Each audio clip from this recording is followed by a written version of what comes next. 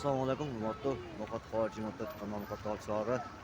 Bugungi 13-mart 2023-yil biz birinchi kuni kurslardan tanishganini sizlarga keldik. Qanchadan qolgan sho'rjada ma'lumotlar olib ketganlar. Bizdan olsa like bosib, kommentariy yozib, negativ yozmangiz hurmatli do'stlarimiz bilan bo'lishib qo'yinglar.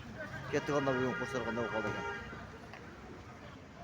Hurmatli biz birinchi hozir kompaniyam bankda Rubl düşüp ketdi qilamiz.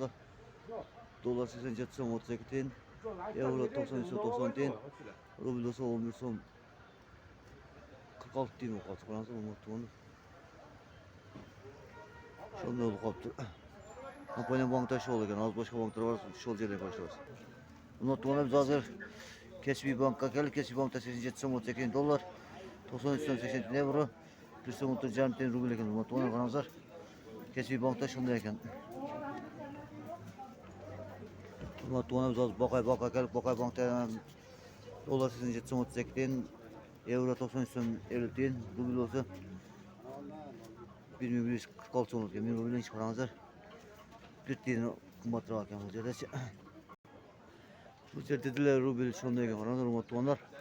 Dolar 87 so'm 40 tiyin, euro 94 so'm, rubl olsa 1,46 ekan. Hurmatli tuğanlar.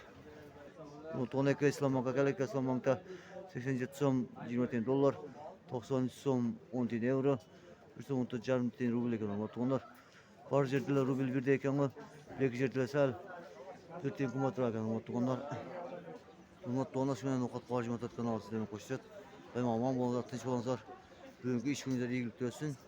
Noqat xorijiy matbuot kanalida sizlarga xizmatingizdan bizdan olsa like bosib, kommentariy yozib qo'ying. Assalomu alaykum va rahmatullohi va barakatuh demoqchimiz. Hoşçakalın, hiç olmadan aman bulunuzlar.